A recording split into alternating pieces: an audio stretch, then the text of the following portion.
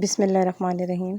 अच्छा बेटे, हम लोग 2023 के जो न्यूमेरिकल्स हैं उनको हम थोड़ा सा सॉल्व करने की कोशिश करें। न्यूमेरिकल्स और एक दो क्वेश्चंस हैं जो थोड़े से ट्रिकी हैं, तो वो हम करने की कोशिश करें। जैसे कि हमें सबसे पहला क्वेश्चन नज़र आ रहा है, identify period and group of these elements. ठीक है, आपको एलिमेंट्स गिवन है, साथ में आप देख रहे हैं नंबर लगा हुआ है, ये नंबर एटॉमिक नंबर को शो कर रहा है। तो हमें इन एलिमेंट्स के पीरियड और ग्रुप्स बताने हैं। ठीक है, अच्छा हम कैसे मालूम करेंगे कि कौन सा पीरियड या कौन सा ग्रुप है? तो इसका आसान तरीका ये है कि आप इलेक्ट्रॉनिक कॉन्फ़िगरेशन लिख लीजिए। सही, अगर आपको याद हो तो इलेक्ट्रॉनिक कॉन्फ़िगरेशन के लिए किस तरह से लिखा जाता था? 1s2, 2s2, 2p6, फिर 3s2, 3s2, फिर 3p6, फिर 4s1, इसी तरह से हमारे आगे बढ़ रहे होते थे। ठीक है, फिर 4s1 के बाद दोबारा 3d और फिर 4s, 4p2, इस तरह करके हमारा काम आगे चल रहा था। सही ना? तो यहाँ पर क्या है, किस तरह से चलेगा कि सबसे पहले हम फर्स्ट शेल के अंदर, यानी फर्स्ट शेल के s ऑर्बिटल, और हमें पता है हर शेल के अंदर ऑर्बिटल्स भी होते हैं, तो फर्स्ट शेल के अंदर s ऑर्बिटल के अंदर हम सबसे पहले इलेक्ट्रॉन्स फिल करेंगे। ये जो एटॉमिक नंबर है ना, ये हमें नंबर ऑफ़ इलेक्ट्रॉन्स बता रहा है कि कितने इलेक्ट्रॉन हैं। यहाँ आपको 7 इलेक्ट्रॉन्स की फिलिंग करनी है। कैसे करेंगे? फर्स्ट शेल के s ऑर्बिटल के अंदर आपने कितने इलेक्ट्रॉन्स डालने होते हैं? आपको पता है s ऑर्बिटल के अंदर सिर्फ 2 इलेक्ट्रॉन जा सकते हैं, तो 1s2 हो गया। ठीक है, हमें पता है k शेल के अंदर सिर्फ इलेक्ट्रॉन्स कितने जा सकते हैं? 2, तो हमने बस ये काम ख़त्म कर दिया। अब हमें पता है नेक्स्ट शेल की बारी आ रही है। ठीक, तो अब बारी आ रही है 2s और 2p की। तो 2s, s ऑर्बिटल किसी भी उसका हो, किसी भी शेल का हो, उसके अंदर सिर्फ 2 इलेक्ट्रॉन जा सकते हैं। टोटल 2 इलेक्ट्रॉन्स जा चुके हैं, कितने बच गए? 5 में से 2 हमने फिर दे दिए इस s ऑर्बिटल को, तो अब टोटल कितने हो गए? 2 + 2 4, 3 इलेक्ट्रॉन्स बच गए। तो 2p के ऊपर कितने चले जाएंगे? 3 चले जाएंगे। और हमें पता है कि 2p के पास कितने जा सकते हैं? p ऑर्बिटल के पास 6 है ना, तो बस 3 क्योंकि यहाँ पर 3 ही बच गए थे, तो हमने यहीं पर 3 पे ही ये ख़त्म कर दिया। अब टोटल देखें, 2 + 2 और 3 कितने हो गए? 5 हो गए। अच्छा, तो आपने देखा कि हमारे पास इलेक्ट्रॉन्स हमने किस तरह से फिल किए? 1s2, 2s2 and 2p3। ठीक है, अच्छा हमें कैसे पता चलेगा कि ग्रुप कौन सा है? तो हम आखिरी शेल देखेंगे। जैसे हमारा शेल 2 जो था वो लास्ट शेल है जिसके अंदर इलेक्ट्रॉन्स फिल हुए हैं। तो इस शेल के अंदर टोटल कितने इलेक्ट्रॉन्स फिल किए हमने? 3 + 2, तो टोटल कितने इलेक्ट्रॉन्स फिल हुए हैं शेल नंबर 2 में? 5। इट मीन्स कि ग्रुप कौन सा हो गया हमारा? 5। ठीक, जो लास्ट शेल के अंदर इलेक्ट्रॉन्स जितने जाते हैं, आउटर मोस्ट शेल के अंदर बेसिकली जितने इलेक्ट्रॉन्स होंगे, तो वही ग्रुप नंबर डिसाइड करते हैं, तो वो ग्रुप हो जाता है हमारा। ठीक है, पीरियड डिसाइड करने के लिए हम शेल नंबर डिसाइड करते हैं। ठीक है, शेल नंबर देखिए क्या है? 2 है। इट मीन्स कि पीरियड कौन सा होगा? सेकेंड पीरियड होगा। ठीक है, तो हमने ये लिख दिया सेकेंड पीरियड। सही, अच्छा ओके, अब हम ये वाला क्वेश्चन कर रहे हैं। अब देखिए इसके अंदर भी यही है कि आपको क्या करना है कि इलेक्ट्रॉनिक कॉन्फ़िगरेशन के हिसाब से इसको करना है, ताकि आप ग्रुप और पीरियड आइडेंटिफाई कर सकें। क्या करेंगे? कितने इलेक्ट्रॉन्स है? 11। तो 1s, हमें पता है कि शेल कोई सा भी हो, s ऑर्बिटल में सिर्फ 2 इलेक्ट्रॉन्स ही जा सकते हैं, तो 2 चले गए। कितने रह गए? 11 में से 2 चले गए तो 9 रह गए। अब हमारे पास शेल नंबर 2 आ जाएगा। 2s और 2p के अंदर फिलिंग होगी। सही, तो 2s के अंदर बेटा कितने जो है वो इलेक्ट्रॉन्स जा सकते हैं? s के अंदर सिर्फ 2 ही जा सकते हैं, तो कितने हो गए? 2 और 2 4 हो गए। अब टोटल कितने हो गए? 4 हो गए, तो 7 रह गए। ठीक, हमें पता है कि p के अंदर कितने जा सकते हैं? 6 जा सकते हैं इलेक्ट्रॉन्स, तो हमने यहाँ पर 6 इलेक्ट्रॉन्स फिल कर लिए। सही, उससे ज़्यादा फिल नहीं कर सकते, जितने होंगे, जितने जा सकते हैं जिस ऑर्बिटल में, उसमें उतने ही डालने हैं। तो आप टोटल देख लें कितने हो गए? 1s2, इसके ऊपर 2, 2, 6, कितने हो गए टोटल? 10। अभी भी एक रहता है, इट मीन्स कि 3 में जाना पड़ेगा। 3s, एक ही इलेक्ट्रॉन है तो 1 लिख दिया, 3s 1। तो टोटल हमने इसकी पूरी 11 इलेक्ट्रॉन जो है वो फिल कर लिए। अच्छा, ग्रुप के लिए मैंने आपको क्या बताया था कि आप ग्रुप के अंदर देखेंगे कि जो आखिरी आउटर मोस्ट शेल है आपका, उस आउटर मोस्ट शेल के अंदर कितने इलेक्ट्रॉन्स हैं? कितने इलेक्ट्रॉन्स हैं आउटर मोस्ट शेल में? 1। इट मीन्स कि ग्रुप क्या हो गया हमारा? 1 हो गया। और इसके बाद हम देखेंगे पीरियड के लिए कि कौन सा शेल है। अगर तो फर्स्ट शेल होता तो के शेल या फर्स्ट शेल का मतलब था कि पीरियड 1 है। अगर सेकंड शेल है नंबर 2, तो इट मीन्स कि पीरियड कौन सा है? 2 है। अब ये 3 आ गया है, तो इट मीन्स कि पीरियड कौन सा है आपका? पीरियड आपका जी, तो 3 का मतलब है कि पीरियड कौन सा है, थर्ड पीरियड है। ओके, तो अब आपको मैंने आई होप कि आपको बात समझ में आ गई होगी कि इलेक्ट्रॉनिक कॉन्फ़िगरेशन, जब भी आपको ग्रुप और पीरियड आइडेंटिफाई करना होगा, आप पहले इलेक्ट्रॉनिक कॉन्फ़िगरेशन लिखेंगी। कैसे करेंगी वो, वहाँ एटॉमिक नंबर्स गिवन होंगे, उसके थ्रू आपने इलेक्ट्रॉन्स की फिलिंग करके इलेक्ट्रॉनिक कॉन्फ़िगरेशन में जो आउटर मोस्ट शेल है, जो आखिरी शेल के अंदर जितने भी इलेक्ट्रॉन्स होंगे, इट मीन्स कि वो आउटर मोस्ट शेल के अंदर के इलेक्ट्रॉन्स हैं, तो वो टोटल नंबर ग्रुप बता रहा है। जैसे 3 + 2 ग्रुप बता रहा था कि ग्रुप नंबर 5 होगा। इसी तरीके से जो शेल है, शेल का नंबर वो बता रहा है कि पीरियड कौन सा है। ठीक है, तो ये बात हो गई। अच्छा, अब हम करने जा रहे हैं calculate the number of moles and हम लोग करने जा रहे हैं number of molecules present in 45 grams of glucose. ठीक है। अच्छा, एग्ज़ाम्स में मैंने ये देखा कि आई डोंट नो कि मैं तो 5 ईयर से सॉल्व कर रही हूँ, तो पेपर में अमूमन होता है कि ये मौजूद होते हैं एटॉमिक नंबर्स, इसमें नहीं थे। तो हमें कुछ थोड़े बहुत तो याद भी होते हैं कि कार्बन का कितना है 6, हाइड्रोजन का एटॉमिक नंबर 1 है और ऑक्सीजन का एटॉमिक नंबर हमारे पास कितना है 16 है। एक मिनट, एटॉमिक मासेस होते हैं ना, एटॉमिक नंबर हम कंफ्यूज हो रहे हैं। कार्बन का एटॉमिक नंबर 12 है, हाइड्रोजन का 1 है और ऑक्सीजन का एटॉमिक मास कितना होता है 16 होता है। ठीक है। अच्छा, सबसे पहले आपको डेटा जनरेट करना है। ठीक है, तो आपको मालूम क्या करना है, नंबर ऑफ मोल्स,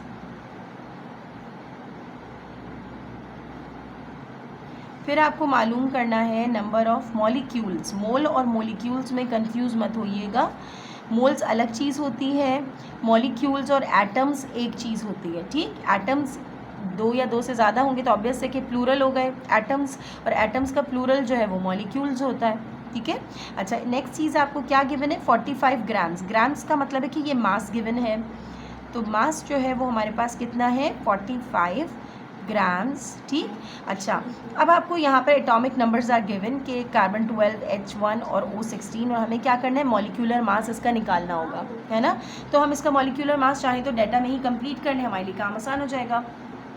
हम लिखेंगे कि atomic number of carbon 12, atomic number of hydrogen 1 and atomic number of oxygen कितना है हमारे पास 16 है। हम यहाँ पर निकाल लेंगे मॉलिक्यूलर मास ऑफ C6H12O6। कैसे निकालते थे, C कितना है हमारे पास 12 और C के साथ एक नंबर अटैच्ड है, देख रहे हैं आप 6, तो आप क्या करेंगे 12 को 6 से मल्टीप्लाई करेंगे। C और यानी जितने भी एलिमेंट्स हैं उन सारे एलिमेंट्स के बेसिकली एटॉमिक मासेस को हमें क्या करना होता है प्लस करना होता है, तो हम हाइड्रोजन से पहले प्लस लगा लेंगे। अब हाइड्रोजन का जो एटॉमिक नंबर है वो एटॉमिक मास कितना होता है 1 होता है, 1 लिखा, और एटॉमिक मास के हाइड्रोजन के साथ कितना लिखा हुआ है 12, तो इट मीन्स के 1 को हमने 12 से मल्टीप्लाई करना है, फिर हम प्लस लगाएंगे। ऑक्सीजन का एटॉमिक मास हमारे पास कितना है 16 और इसके साथ जो नंबर लगा हुआ है वो कितना है 6। ठीक है, तो अब हम मल्टीप्लाई करेंगे तो हमारा आंसर 180 आ रहा है। ठीक, तो मॉलिक्यूलर मास ऑफ ग्लूकोज यानी C6H12O6 आपके पास कितना हो गया है 180 हो गया। ठीक, अब हम क्या करेंगे, सबसे पहले हम फॉर्मूला लगाएंगे किसका, नंबर ऑफ मोल्स का। आप चाहें तो यहाँ पर हेडिंग डालकर भी बाइफिकेशन कर सकते हैं कि भाई हम नंबर ऑफ मोल्स पहले करें, नंबर ऑफ मॉलिक्यूल्स बाद में करेंगे। तो मैं यहाँ पर विदाउट हेडिंग डाले काम कर रही हूँ। नंबर ऑफ मोल्स का जो फॉर्मूला होगा वो क्या होगा, मास इन ग्राम डिवाइडेड बाय मॉलिक्यूलर या एटॉमिक मास। अगर यहाँ पर एक एटम होता तो फिर उससे ऑब्वियस है कि हम एटॉमिक मास लिख के काम कर लेते, तो मॉलिक्यूलर मास, तो मास इन ग्राम्स हमारे पास कितना है बेटा 45 डिवाइडेड बाय मॉलिक्यूलर मास हमारे पास कितना आया था 180, तो हमने 180 यहाँ लिख दिया। अब हम क्या करेंगे 45 को डिवाइड कर देंगे 180 से, तो हमारे पास रिजल्ट आ रहा है 0.25 और ये किस में हो गया है हमारा आंसर कन्वर्ट मोल्स में। ठीक है, तो ये हमने नंबर ऑफ मोल्स निकाला है। ठीक, नंबर ऑफ मोल्स का फॉर्मूला एक बार और रिपीट कर रही हूँ, mass in grams divided by molecular mass. Mass कितना गिवन था 45 ग्राम्स वो लिखा, और मॉलिक्यूलर मास कितना निकाला हमने 180, तो वो हमने नीचे रखा और डिवाइड कर लिया, तो ये आंसर आ रहा है। अब बारी क्या है, अब हमें मॉलिक्यूल्स निकालना है। तो नंबर ऑफ़ मॉलिक्यूल्स या नंबर ऑफ़ एटम्स एक चीज़ होती है। अच्छा, नंबर ऑफ़ मॉलिक्यूल्स का फॉर्मूला सेम एज़ क्या होता है, same as number of moles होता है। बस नंबर ऑफ़ मोल्स को हमें क्या करना होता है, एवोगैड्रो नंबर से मल्टीप्लाई करना होता है। क्या करना होता है हमें, एवोगैड्रो नंबर से मल्टीप्लाई करना होता है। ठीक, तो हम क्या करेंगे, हम लिखेंगे, क्योंकि इस वाले क्वेश्चन में हमने नंबर ऑफ़ मोल्स निकाल लिया है, तो हम फॉर्मूला यही लिखेंगे, number of moles multiplied by Avogadro number. N लिख के स्मॉल, स्मॉल मतलब यानी कि छोटा करके कैपिटल ए ही लिखना है। आपको पता है ना, स्मॉल ए लगा देंगे तो वो तो सोडियम का होता है सिंबल। तो आपने एन लिखा, कैपिटल ए लिखा, ये एवोगैड्रो नंबर को शो कर रहा है। अब हमारे पास आंसर नंबर ऑफ़ मोल्स का कितना आया था, 0.25, और एवोगैड्रो नंबर क्या होता है, 6.02 इंटू 10 टू द पावर 23। ठीक है, 10 टू द पावर 23, सही। तो अब हम क्या करेंगे, इनको मल्टीप्लाई करेंगे, 0.25 मल्टीप्लाइड बाई 6.02, तो कितना आंसर आ रहा है, 1.505 मल्टीप्लाइड बाय ये जो 10 की पावर है, इसको एज इट इज़ लिख लें। ठीक, तो ये आ गए आपके नंबर ऑफ़ मॉलिक्यूल्स या नंबर ऑफ़ एटम्स। ठीक, ये है आपका रिक्वायर्ड आंसर। ओके, इसके बाद अब नेक्स्ट क्वेश्चन है, right electronic configuration of the following elements. अभी हमने पीछे भी किया है ये, वहाँ हमने ग्रुप और एलिमेंट्स को निकालने के, ग्रुप और पीरियड को निकालने के लिए किया था। यहाँ हमें इनका सिर्फ और सिर्फ क्या करना है, इलेक्ट्रॉनिक कॉन्फ़िगरेशन निकालनी है। इसके लिए ज़रूरी है कि आपको पता हो कि इसका एटॉमिक नंबर क्या है। तो कार्बन का एटॉमिक नंबर 6 होता है। अब हम इसका करेंगे तो कैसे होगा, सबसे पहले 1s के अंदर जाएगा, तो 1s के अंदर कितने चले गए, 2। हमें पता है कि s ऑर्बिटल में सिर्फ और सिर्फ कितने जा सकते हैं, 2 इलेक्ट्रॉन्स जा सकते हैं। फिर 2 वाले शेल की बारी आ गई, तो 2 में 2s होता है और 2p होता है, सही। 2 जा चुके हैं s के अंदर, कितने बच गए, 4। तो अब 4 में से हमें पता है s ऑर्बिटल के अंदर कितने जाएंगे, 2, तो 2 और 2 कितने हो गए, 4। अब कितने बच गए, सिर्फ 2, तो 2p के ऊपर कितने चले जाएंगे, 2। तो ये है कार्बन की electronic configuration, 1s2, 2s2 and 2p2। ठीक, फ्लोरीन की क्या होगी, तो फ्लोरीन का एटॉमिक नंबर होता है 9, सही। तो फ्लोरीन के लिए भी यही करेंगे, 1s के अंदर कितने चले जाएंगे, पहले 2 इलेक्ट्रॉन्स कॉमा, फिर कितने बच गए इसके पास, 7, तो 2s और 2p की बारी आ गई, तो 2s के अंदर कितने इलेक्ट्रॉन्स चले जाएंगे, 2, तो कितने हो गए, 2 और 2 4, कितने रह गए, 5। तो इसके अंदर कितने जा सकते हैं, 6 तक जा सकते हैं, अप टू 6। तो हम यहाँ पर 5 लिख देंगे, क्योंकि हमें पता है इसके अंदर 6 तक जा सकते हैं, तो 2p5। तो ये हो गई फ्लोरीन की इलेक्ट्रॉनिक कॉन्फ़िगरेशन। सोडियम का एटॉमिक नंबर 11 होता है। सोडियम का करने का तरीका क्या होगा, 1s2, 2s, 1s के अंदर 2 चले गए, कितने बच गए, 9, 2s2, टोटल कितने हो गए, 2 और 2 4, 2p की बारी है, 2p के अंदर कितने जा सकते हैं, 6 प्लस 2 प्लस 2 कितने हो गए, 10, सिर्फ एक इलेक्ट्रॉन रह गया, तो 3s के अंदर 2 जा सकते हैं, लेकिन हमारे पास सिर्फ और सिर्फ एक है, तो हम वो एक यहाँ पे लिख देंगे। तो हमारे पास क्या हो गई electronic configuration, 1s2, 2s2, 2p6, 3s1। ठीक है, अच्छा ओके बेटा, हम जो है अब नेक्स्ट सवाल कर रहे हैं, define oxidizing and reducing agents, identify oxidizing and reducing agents of the following chemical reaction. ठीक, सबसे पहले डिफाइन करना है ऑक्सीडाइजिंग और रिड्यूसिंग एजेंट को। तो ऑक्सीडाइजिंग एजेंट्स वो होते हैं जो क्या करते हैं, दैट एक्सेप्ट इलेक्ट्रॉन्स, जो इलेक्ट्रॉन को एक्सेप्ट करते हैं, और रिड्यूसिंग एजेंट्स वो होते हैं जो इलेक्ट्रॉन को लूज़ करते हैं। तो सबसे पहले तो आप डेफिनेशंस लिख लेंगे, ठीक, कि oxidizing agents are those which accept electrons. Oxidizing agents are those which accept electrons, ठीक, while reducing agents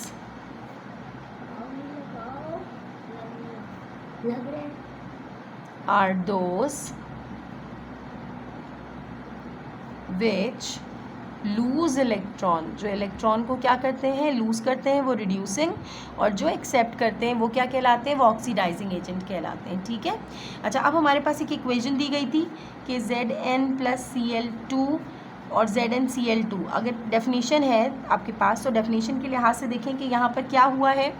यहाँ पर इसने क्या किया होगा, जिंक ने एक लूज़ किया होगा और क्लोरीन ने क्या किया होगा, एक्सेप्ट किया होगा। है ना, जिंक ने लूज़ किया होगा, क्लोरीन ने एक्सेप्ट किया होगा, तो जो लूज़ कर रहा है वो क्या होगा, रिड्यूसिंग एजेंट, और जो ले रहा है वो क्या होगा, ऑक्सीडाइजिंग एजेंट, है ना। तो यहाँ पर जिंक जो है वो क्या होगा, वो रिड्यूसिंग एजेंट होगा, ठीक। जिंक क्या होगा, जिंक जो है वो रिड्यूसिंग एजेंट होगा, क्योंकि वो क्या कर रहा है, इलेक्ट्रॉन को लूज़ कर रहा है। हमें पता नहीं ये जो दो होते हैं तो इसमें ये पॉजिटिव साइन का होता है और ये नेगेटिव, तो हम ज़्यादा डीपली नहीं जा रहे कि किसने कितने इलेक्ट्रॉन्स दिए, क्योंकि हमें ये नहीं बताना, हमें सिर्फ ये बताना है कि किसने दिए और किसने लिए। जिसने दिए वो रिड्यूसिंग एजेंट, तो Zn ने दिए होंगे, तो ये रिड्यूसिंग एजेंट हो गया।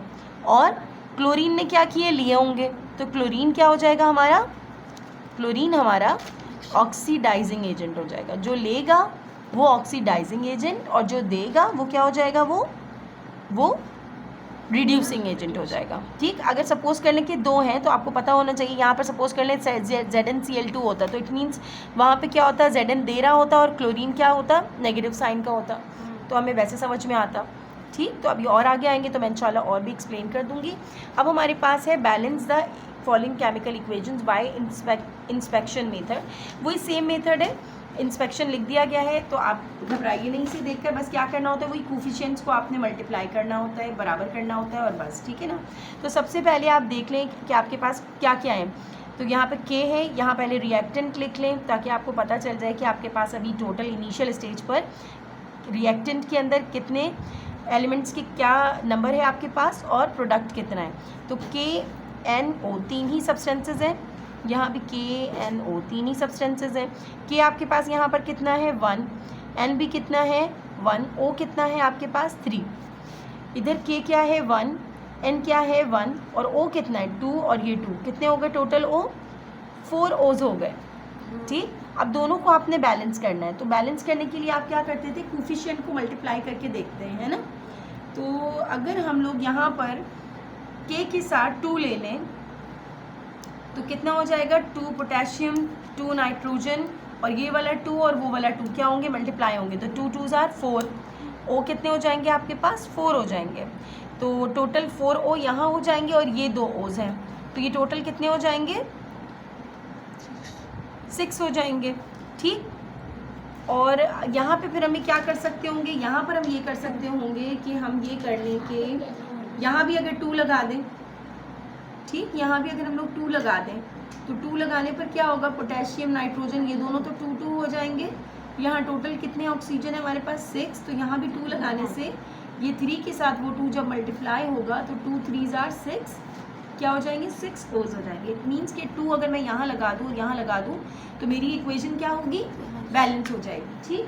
तो ये काम हम स्टेप वाइज भी कर सकते हैं, 2 स्टेप्स में, चाहें तो 1 स्टेप में कर सकते हैं, ठीक है। अब जो आपको कन्वीनियंट लगे, जो आपको आसान लगे आप उस तरह से कर लें, मैं 2 स्टेप्स में करके दिखा देती हूँ, सही। मैं पहले लिख लेती हूँ कि multiply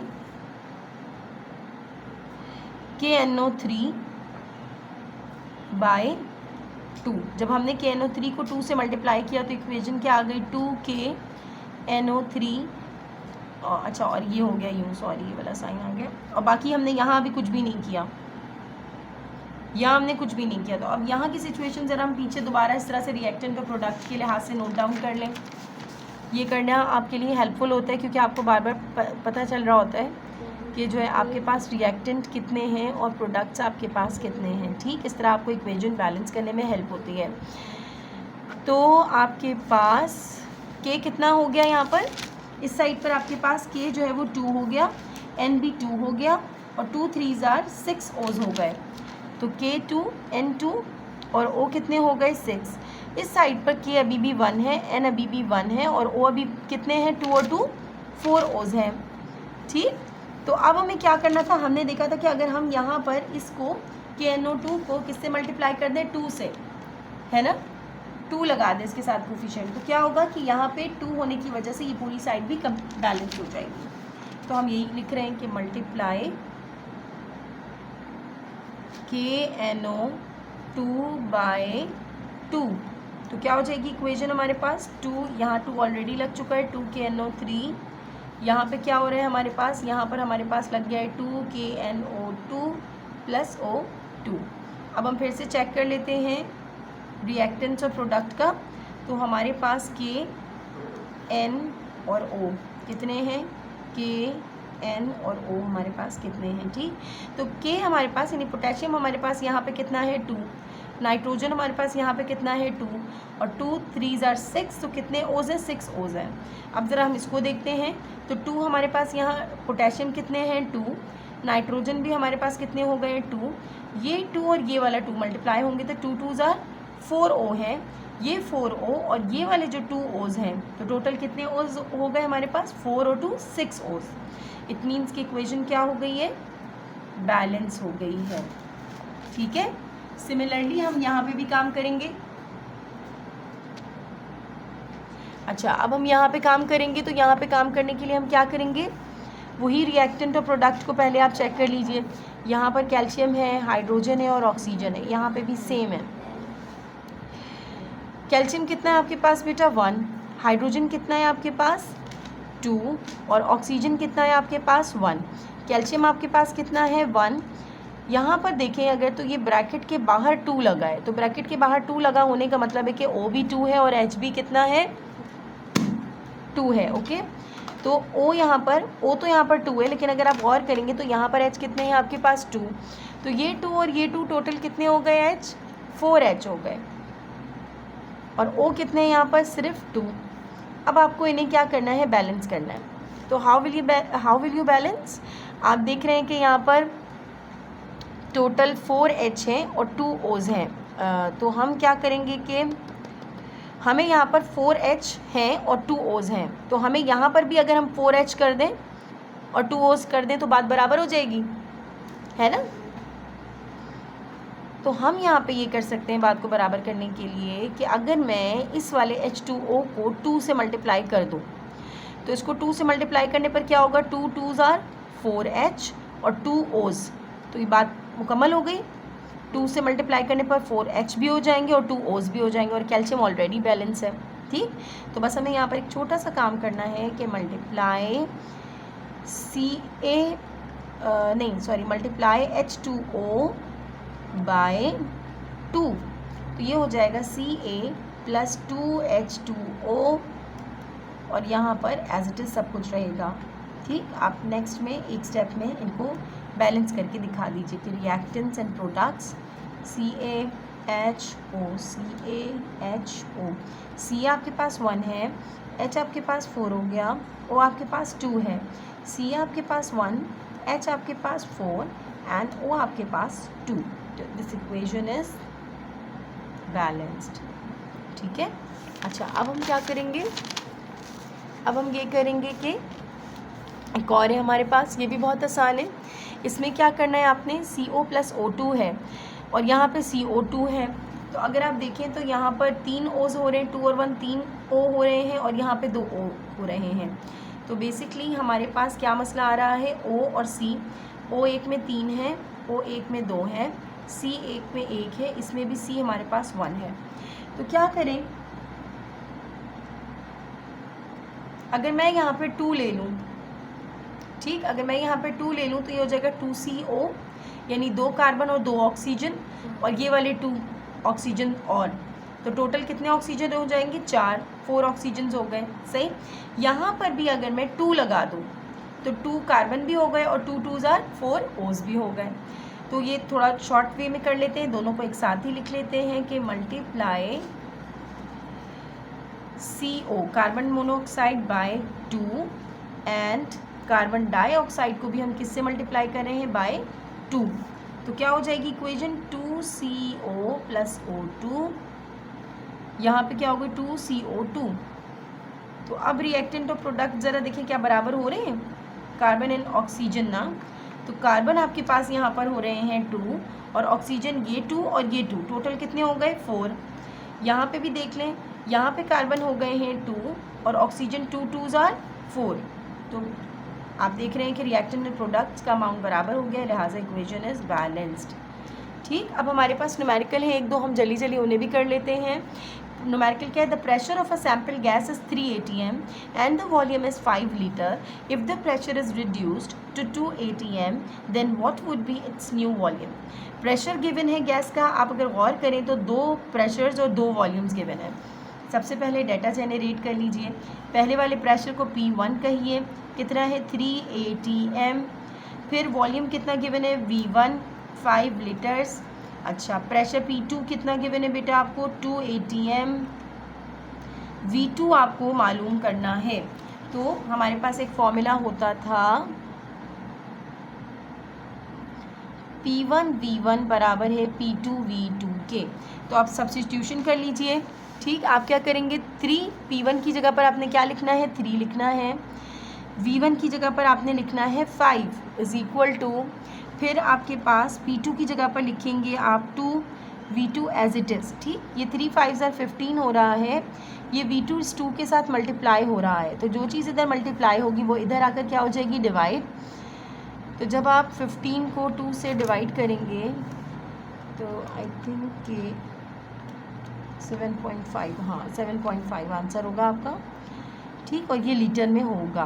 okay, this is your required answer. एक और है, हम देख लेते हैं न्यूमेरिकल। ओके, हम लोग ये वाला न्यूमेरिकल करने जा रहे हैं। इसमें देखिए क्या है, how much sodium hydroxide is required. How much मतलब आपको मालूम करना है कि कितने ग्राम्स आपको सोडियम हाइड्रोक्साइड जो है वो चाहिए, रिक्वायर्ड है। तो ग्राम्स मीन्स कि आप अमाउंट की बात करें, अमाउंट का मतलब मास आपको मालूम करना है, स्मॉल m से जाहिर करेंगे। मास ऑफ सोडियम हाइड्रोक्साइड आपको मालूम करना है। उसके बाद टू प्रिपेयर इतने सेंटीमीटर क्यूब, सेंटीमीटर क्यूब से पता चल रहा है कि ये क्या है वॉल्यूम। तो वॉल्यूम को कैपिटल V से जाहिर करते हैं, क्या होता है ये 400 सेंटीमीटर क्यूब।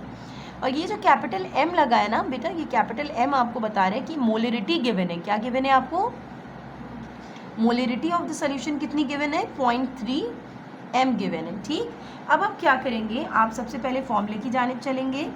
अच्छा, बुक में जो फॉर्मूला है वो थोड़ा सा एक साथ मैं कन्फ्यूजन दूर करने के लिए बता रही हूँ कि वो थोड़ा सा एक साथ बड़ा यूज़ हो रहा है। और मैं कौन सा फॉर्मूला यूज़ कराया था, जब मैंने आपको न्यूमेरिकल कराया था ना, तो मैंने ये वाला फॉर्मूला आपको यूज़ कराया था कि molarity is equal to number of moles of solute divided by volume of solution in DM3। मैं अभी भी इसी वाले से ही काम करूँगी।